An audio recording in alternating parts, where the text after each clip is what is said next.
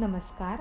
अध्याय क्रमांक 9, ओवी क्रमांक 150 ते 157. देहधारी परमात्मा म्हणून करता बुद्धीने निश्चय, प्रतिबिंबास पाण्यातील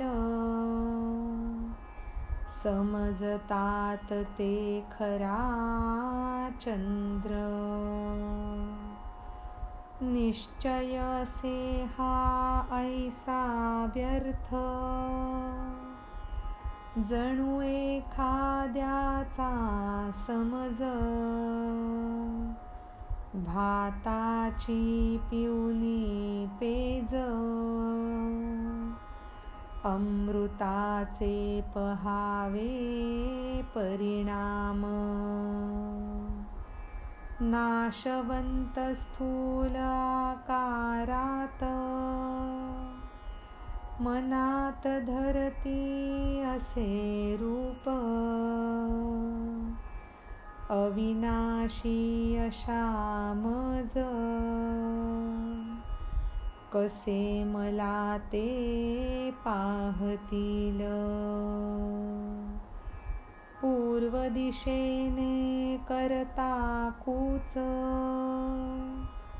पोचेल का कोणी सांग.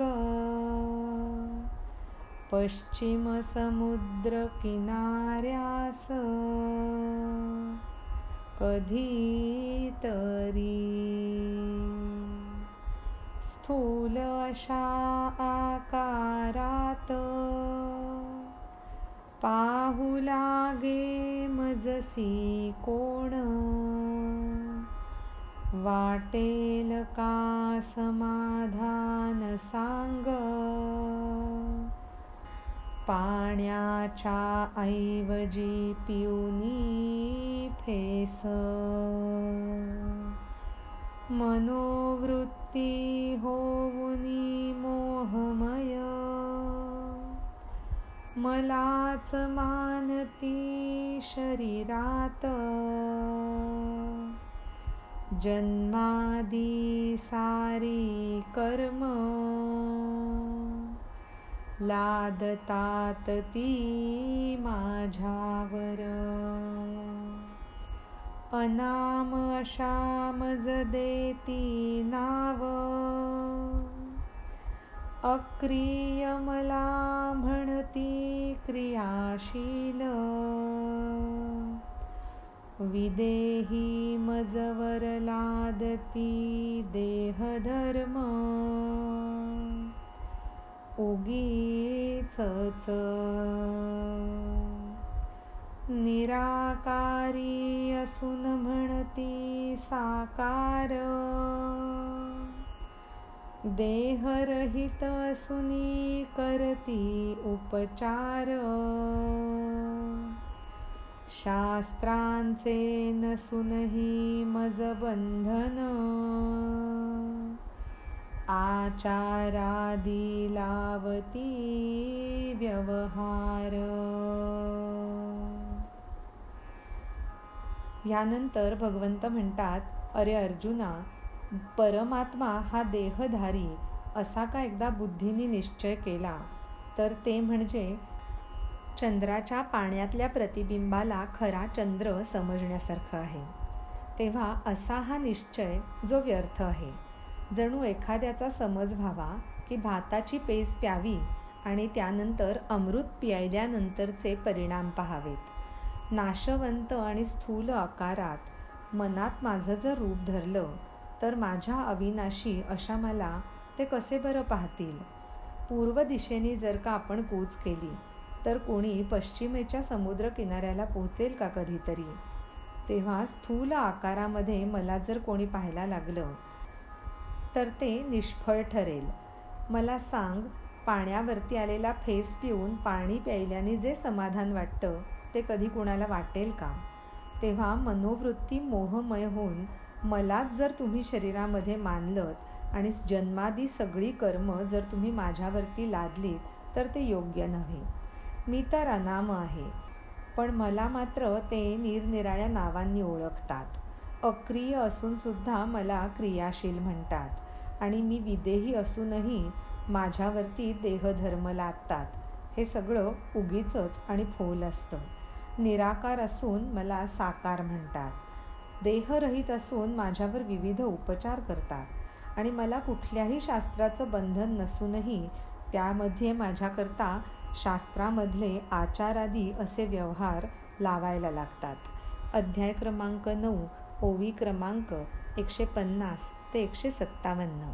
धन्यवाद. नमस्कार.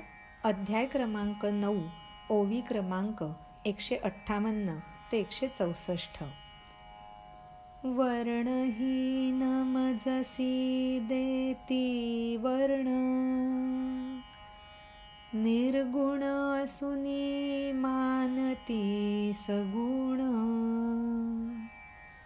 हस्तपाद इत्यादी अवयव, मज ठाई कल्पितात. स्वरूप माझे अमर्याद, अगणित मोजण्या पल्याड, तरीही ठेवती मर्यादेत, असे काही. सर्व दूर माझा वावर, करती मजला स्थानबद्ध, जैसे निजुनी अंथरुणात, मनुष्य करी अरण्य गमन. कान नसूनही देती कान, नेत्र नसूनही देती नेत्र, सगे सोय रे ना जीवलग, अरूप असूनही देती रूप. अदृश्य अशा मज समजती दृश्य, निरीच्छ अशा मज मानती इच्छुक, असूनही मी स्वयं तृप्त, तृप्तीस्तव चढवती प्रसाद. अनावरण जरी मी नेसविती वस्त्र, भूषणातीत मज देती अलंकार, उत्पन्न करतो जरी मी जगास, कल्पना करती उत्पत्तीची माझ्याच. असूनही मी ऐसा नित्य, मूर्तीद्वारे मज घडवितात, प्राण प्रतिष्ठा करती आवाहन, तसेच करती विसर्जन. सर्वदा सिद्ध मी एक रूप, बाल तरुण अशा अवस्थात,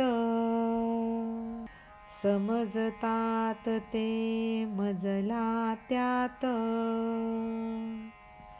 अखंड जरी मी दंडायमान. ह्यानंतर भगवंत अर्जुनाला म्हणतात, अरे मी तर खरा वर्णहीन आहे, पण तरी मला ते विविध प्रकारचे वर्ण आहेत असं मानतात. निर्गुण असूनही मला सगुण समजतात. हात पाय इत्यादी अवयव मलाच आहेत अशीही कल्पना करतात. माझं स्वरूप खरं तर अमर्याद आहे. माझी गणती ही मोजण्याच्याही पलीकडची आहे. तरीही मला मर्यादेमध्ये ठेवायचा प्रयत्न करतात. माझा वावर सर्वदूर आहे, परंतु सर्व लोक मला स्थानबद्ध करायला बघतात. कान नसूनही कान आहेत असं म्हणतात. नेत्र नसूनही माझ्या ठाई नेत्र बघतात. आणि सगळे सोयरे जिवलग असं नसून सुद्धा अरूप असूनही मला कुठलं ना कुठलं तरी रूप देत असतात. अदृश्य अशा मला दृश्य समजतात. मी निरीच्छ असूनही मला इच्छुक समजतात. आणि मी तर खरा स्वतःच तृप्त आहे, तरीही मला तृप्त करायचं म्हणून वेगवेगळे प्रसाद माझ्यासाठी नैवेद्य म्हणून दाखवतात. कुठल्याच वस्त्रांनी मी झाकला जात नाही, तरीही मला वस्त्र नेसवायचा प्रयत्न करतात. भूषणं म्हणजेच अलंकारांच्याही पलीकडे असलेल्या मला अलंकार अर्पण करतात. मीच जगताचा आधार आहे, पण तरीसुद्धा मीच कसा आणि कुठून उत्पन्न झालो याच्या निरनिराळ्या कल्पना ते करतात. मी नित्य असूनही मूर्तीच्या आकारांमध्ये मला बांधून ठेवतात आणि त्या मूर्तीची प्राणप्रतिष्ठापना करतात, त्याच्यासाठी आवाहनं करतात आणि त्यानंतर त्या मूर्तीचं विसर्जनही करतात. सदा सर्वदा सिद्ध आणि एकरूप असा मी, पण तरीसुद्धा बाल तरुण अशा माझ्या वेगवेगळ्या अवस्थांची कल्पना करतात. त्यात मला ते अखंड असूनही दंडायमान समजतात. अध्याय क्रमांक 9, ओवी क्रमांक 158 ते 164. धन्यवाद. नमस्कार. अध्याय क्रमांक 9, ओवी क्रमांक 165 ते 171. अद्वैतास समजती द्वैत, अकर्म सुनी म्हणती सकर्म. काहीच नाही मी भोगत, भोगतो भोग असे मानतात. कुळरहित मी असून करती कुळाचे वर्णन. नित्य असूनही मी करतात मरणाचे माझ्या दुःख. सर्वांच्या हृदयी माझा वास, तरीही असे त्यांचा समज. म्हणती कधी मित्र तर शत्रूही कधी म्हणतात. स्वानंदात मी रममाण, तरी म्हणे मज सुखाची आस. आहे जरी मी सर्वव्यापक, ठरवतात माझे ठिकाण. चराचराचा मी आत्मा एक, म्हणे एकाचा घेतो कैवार.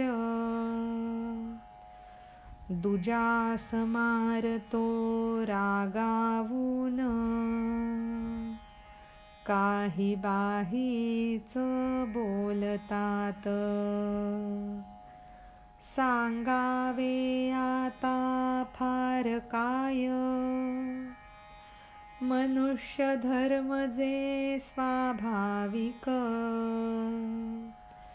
माझ्या ठाई असे तेच, अज्ञानांचे हे विपरीत ज्ञान. मूर्ती स्थापुनी करती पूजन, भंगताती सरतो भाव. संपले त्यातले देवत्व म्हणून,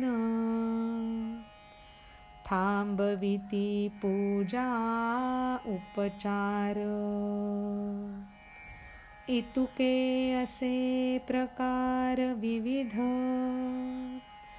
म्हणती मज माणसातील, म्हणून त्यांचे विपरीत ज्ञान, झाकोळते शुद्ध ज्ञानास. ह्यानंतर भगवान श्रीकृष्ण असं म्हणतात की अरे मी तर अद्वैत आहे, पण तरीसुद्धा ते माझ्यामध्ये वेगवेगळे भाव करून द्वैत भावामध्ये मला बघतात. अकर्म असूनही मी सकर्म आहे असं म्हणतात. मी खरं तर काहीच भोगत नाही, कशाचाच भोग मी स्वतः घेत नाही, तरीही मी भोग भोगतो असंही हे लोक मानतात. मी तर खरा कुळरहित आहे, पण तरीही माझ्या वेगवेगळ्या कुळाचं वर्णन करतात. नित्य असून सुद्धा माझ्या मरणाचंही हे दुःख करतात. सगळ्यांच्या हृदयात माझा वास आहे, तरीही त्यांचा समज असा असतो, ज्यामुळे कधी ते मला मित्र म्हणतात तर कधी अगदी चक्क शत्रूही समजतात. मी तर स्वानंदातच रममाण असतो, तरीही असं म्हणतात की त्याला सुखाची आस आहे म्हणून. मी जरी सर्व व्यापक असलो तरीही माझं एखादं ठिकाण ते स्वतःच निश्चित करतात. चराचराचा मी तर एकच आत्मा, पण म्हणतात की एकाचा कैवार घेतो आणि दुजाला मात्र रागावून मारून टाकतो, असं माझ्याबद्दल हे लोक काहीबाही बोलत असतात. आता फार काय सांगावं. मनुष्य धर्म जो स्वाभाविक आहे आणि तसाच तो मनुष्य स्वभाव माझाही असतो असं ते समजतात. तर अज्ञानी लोकांचं असं हे विपरीत ज्ञान.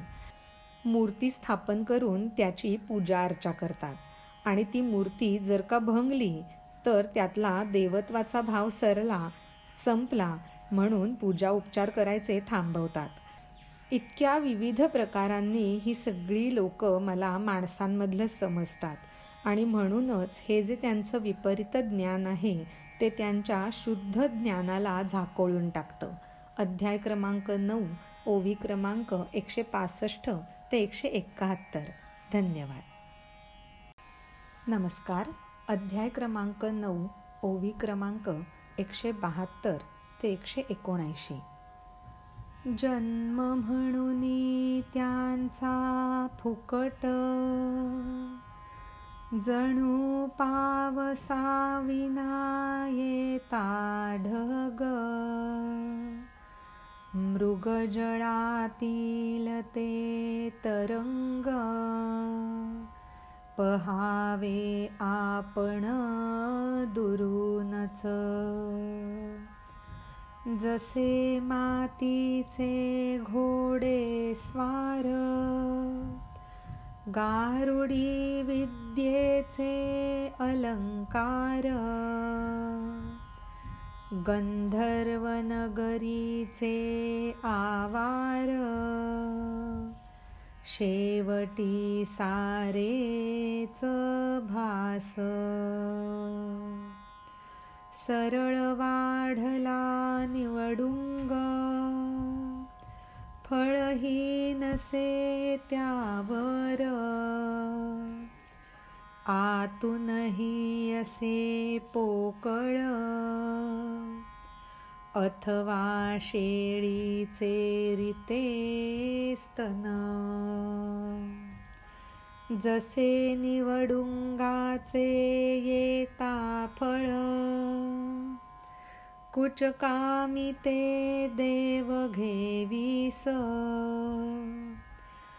तसेच अविचार्यांचे जीवन,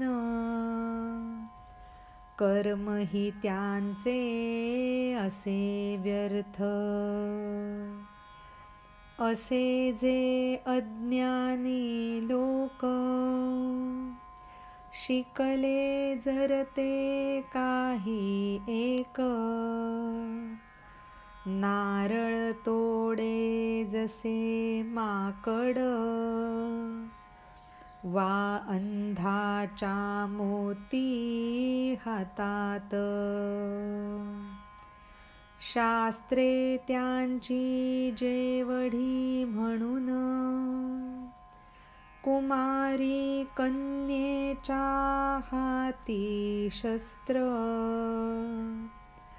अशुद्ध माणसास सांगता बीजमंत्र, तसेच सारे व्यर्थ. मिळविलेले सारे ज्ञान, तसेच केले जे आचरण. संपूर्ण असे ते फोल, कारण चित्त तयांचे अस्थिर. सद्बुद्धीला टाके गिळून, विचाराचा करी नाश. तमोगुणाचा राक्षस, संचार त्याचा अंधारात. असे जे अज्ञानी लोक असतात त्यांचा जन्म फुकटच गेला असं समज. जणू काही पावसाविना जमणारे ढग किंवा मृगजळामध्ये उठणारे तरंग की जे दुरूनच पाहायला बरे वाटतात. मातीचे घोडेस्वार जे काही खऱ्या खऱ्या युद्धामध्ये भाग घेऊ शकत नाहीत, किंवा गारुडी विद्येतून उत्पन्न झालेले अलंकार तेही तसेच खोटे खोटे आभासी. गंधर्व नगरीमधलं आवार जसं भासयुक्त असतं तसेच अज्ञानी लोक समजून घ्यावेत. सरळ निवडुंग वाढला त्यावर फळही येत नाही, त्यात तो आतूनही पोकळ असतो. तसंच शेळीच्या गळ्यापाशी लोंबणारा जो अवयव असतो तो दिसतो तर स्तनासारखा, पण आतून पूर्णपणे रिकामा, ज्याचा काहीच उपयोग होत नाही. निवडुंगाला जरी फळ आलं तरी ते अगदी कुचकामी समजावं. देवघेव करण्यासाठी सुद्धा त्याचा उपयोग होत नाही. तसंच या अविचारी लोकांचं जीवनही व्यर्थ असावं असं समजून घ्यावं. हे जे अज्ञानी लोक असतात ते जर काही शिकले तर ते सुद्धा अर्धवट आणि फोलच असतं. जणू काही एखाद्या माकडाने नारळ तोडावा आणि तो खालती फोडून फुकट आणि वाया घालवावा, किंवा एखाद्या अंधाच्या हातामध्ये आपण मोती द्यावा की ज्या मोत्याची त्याला कुठलीच कदर नसेल आणि त्या मोत्याचं रूपसुद्धा तो पारखू शकणार नाही. ह्या अविचारी आणि अज्ञानी लोकांनी जेवढी म्हणून शास्त्र ग्रहण केली ती सुद्धा निरुपयोगीच ठरतात. अशुद्ध माणसाला बीजमंत्र सांगितला तर त्याचा कुठलाच उपयोग होत नाही आणि तो मंत्रही त्यावेळेला व्यर्थ जातो. तर असं सगळं जे ज्ञान असतं ते जर तसंच आचरण करत राहिले तर ते पूर्णपणे फोल जातं, कारण अशा अविचारी आणि अज्ञानी लोकांचं चित्त हे सदानकदा अस्थिर असं असतं. त्याच्यामुळे ते सद्बुद्धीला गिळून टाकतं आणि विचाराचा नाश करून टाकतं. जसा एखादा तमोगुणी राक्षस अंधारामध्ये संचार करेल त्याप्रमाणेच. अध्याय क्रमांक 9, ओवी क्रमांक 172 ते 179. धन्यवाद. नमस्कार. अध्याय क्रमांक 9, ओवी क्रमांक 180 ते 187. आसुर प्रवृत्तीच्या अधीन, चिंतारूपी गालांमधून, तामसी राक्षसाच्या मुखात पडतात ते अलगद. आशेच्या लाळेमधून जीभ लोळते हिंसक. राक्षस मगती आनंदात, बसते त्यांना चघळत. अनर्थाचे कानापर्यंत,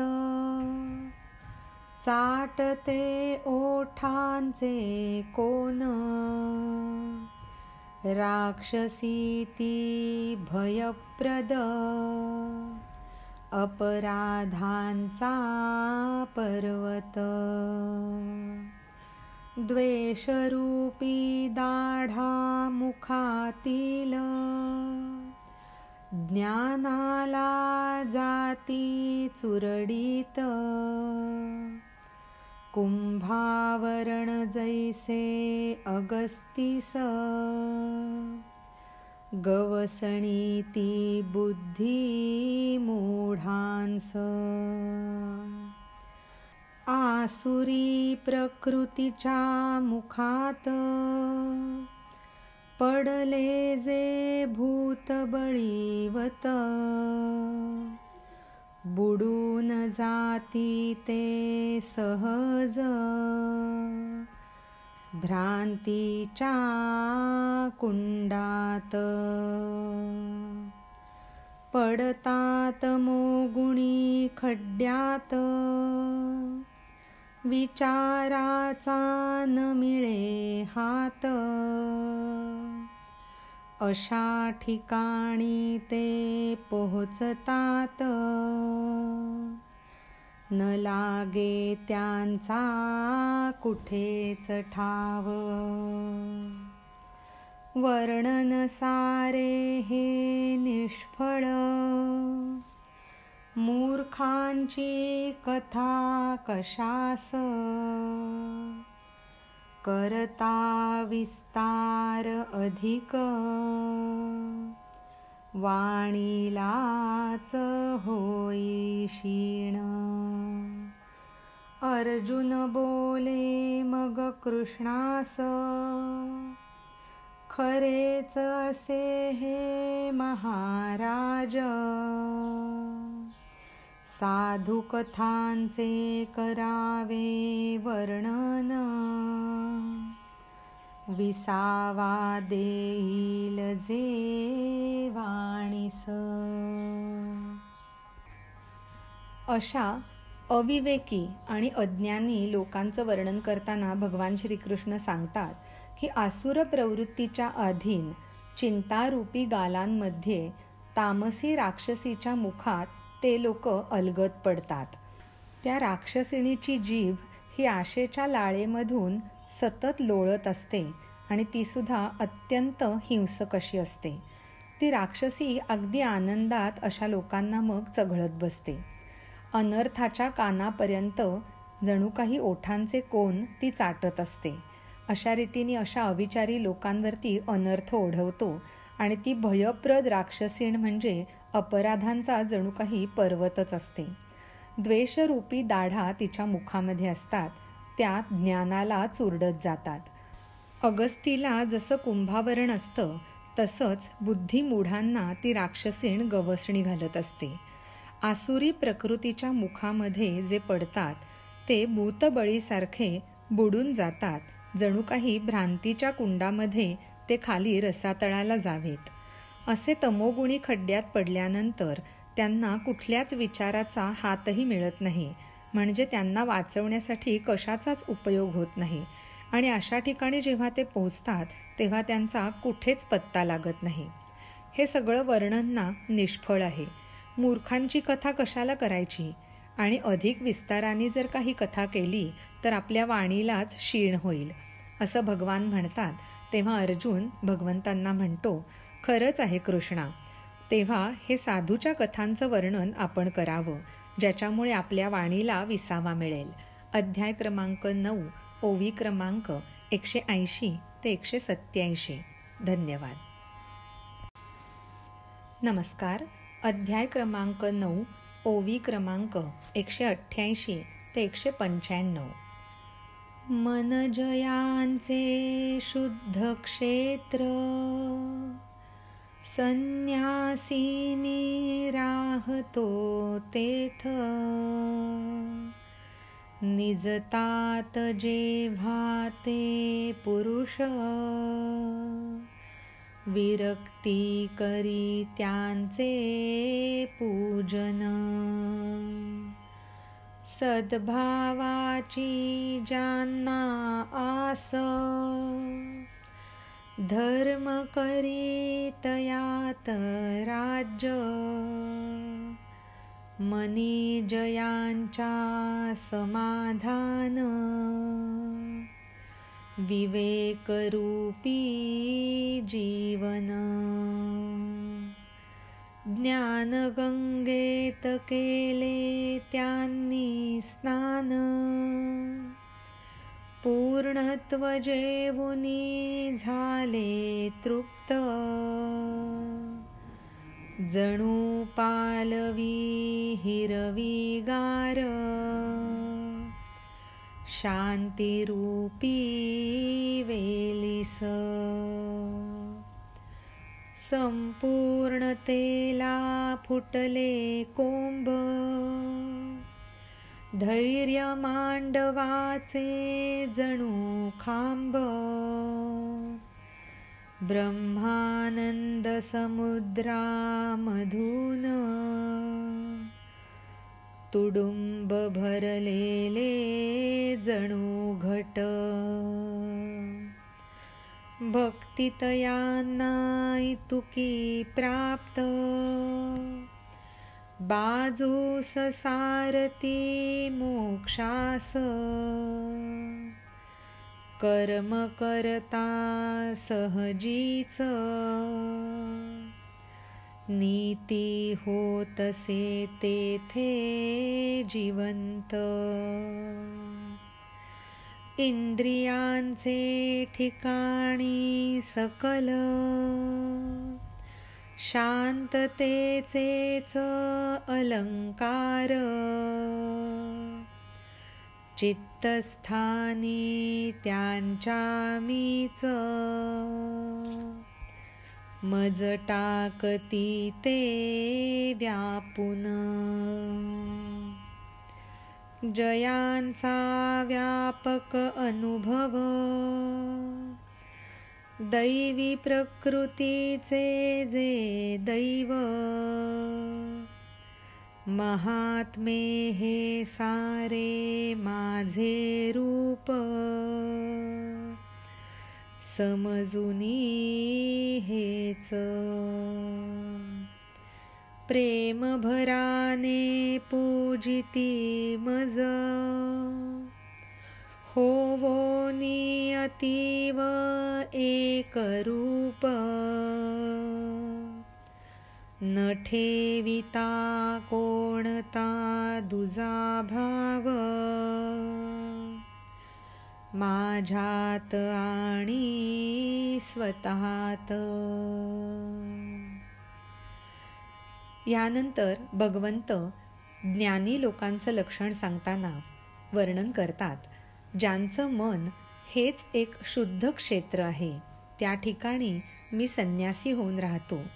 हे पुरुष जेव्हा निजतात तेव्हा विरक्तीत जणू काही त्यांचं पूजन करत असते. त्या लोकांना सद्भावाची सतत आस असते आणि धर्म त्यांच्या आतमध्ये राज्य करत असतो. त्यांच्या मनामध्ये सतत समाधान असतं आणि त्यांचं जीवनसुद्धा विवेकरूप असतं. ज्ञानगंगेतच जणू काही ते स्नान करून येतात असं वाटतं आणि पूर्णत्व जेवूनच ते तृप्त होतात. जणू काही शांतिरूपी वेलीला हिरवीगार पालवी फुटावी. असे पुरुष म्हणजे जणू काही संपूर्णतेला फुटलेले कोंब किंवा धैर्यरूपी मांडवाचे म्हणजेच संयमाचे, धीराचे जणू काही खांब, ब्रह्मानंदी समुद्रामधून भरून काढलेले, तेही तुडुंब भरलेले जणू काही ते घटच. त्यांना भक्ती इतकी प्राप्त असते की जणू काही ते मोक्षालाही बाजूला सारतील. सहज कर्म करतात आणि तिथेच नीतीसुद्धा जिवंत होत असते. इंद्रियांच्या ठिकाणी शांततेचे अलंकार ते ल्यातात. चित्तस्थानी त्यांच्या मीच असतो आणि मलाही ते तसंच व्यापून टाकतात. असे पुरुष स्वतः दैवी प्रकृतीचे दैव असतात आणि त्यांचा व्यापक अनुभव इतका मोठा असतो की जणू काही हे सारे महात्मे माझंच रूप होऊन राहतात. प्रेमभराने माझी पूजा करतात, ती सुद्धा अत्यंत एकरूप होऊन कुठलाही दुजाभाव न ठेवता, माझ्यात आणि स्वतःमध्ये अजिबात अंतर न राखता. अध्याय क्रमांक 9, ओवी क्रमांक 188 ते 195. धन्यवाद. नमस्कार. अध्याय क्रमांक 9, ओवी क्रमांक 196 ते 201. असे होऊनी माझेच रूप, सेवा करतात ते माझीच, प्रकार असा तो नवल, सांगतो तो अर्जुना ऐक. करुणी कीर्तन प्रवचन, प्रायश्चित्ताचा व्यापार, नष्ट केला समूळ, पापांचे करुनिया हरण. यमदमांना केले निस्तेज, तीर्थक्षेत्रांचा उतरवला भाव. यमलोकीची यातायात, येऊ लागली संपुष्टास. कशाचा करावा निग्रह, विचारू लागला यम. कसे व्हावे इंद्रिय दमन, दमास पडला प्रश्न. काय म्हणती तीर्थक्षेत्र, औषधासही नुरले पाप. आम्ही मग खावे काय, प्रश्न पडला आम्हास. करुणी माझा नाम घोष, दूर करती विश्वाचे आर्त. तुडुंब भरते ब्रह्मसुख, जगभरात सर्व दूर. सूर्योदयाच्या आधीच, होतसे त्यांचा ज्ञानोदय. स्वर्गीय अमृताखेरीज, जगतात आरोग्य पूर्ण. अष्टांग योगाच्या शिवाय, दाखविती मोक्षरूप. साक्षात ते डोळ्यांस, सहजीच. असे हे ज्ञानी लोक जणू काही माझंच रूप होतात आणि माझीच सेवा करतात. अशा प्रकारचंच नवल अर्जुना मी तुला सांगतो. अरे, कीर्तन प्रवचन करून प्रायश्चित्ताचा व्यापार ज्यांनी समूळ नष्ट केलेला आहे आणि सगळ्या पापांचं पूर्णपणे हरण केलेलं आहे, यमदमांनाही त्यांनी निस्तेज करून टाकलेलं आहे. जणू काही सगळ्या तीर्थक्षेत्रांचा भाव आता उतरून गेलेला आहे. त्यामुळे सहजच यमलोकीची यातायातही हळूहळू संपुष्टास यायला लागते. कशाचा निग्रह करावा असा प्रश्न यमालाच पडतो, किंवा इंद्रियांचं दमन कसं करायचं हा प्रश्न दमाला पडतो. तीर्थक्षेत्र म्हणतात औषधालाही पाप उरलं नाही, मग आम्ही खावं काय. अशा रीतीने माझा नामघोष करून सगळ्या विश्वाचं आर्त हे ज्ञानी लोक दूर करतात. जणू काही जगभरात सर्व दूर ब्रह्मसुख तुडुंब भरून राहतं. सूर्योदयाच्या आधीच त्यांच्या ज्ञानाचा उदय होतो आणि स्वर्गीय अमृत न घेता सुद्धा ते अत्यंत आरोग्यपूर्ण असं जीवन जगतात.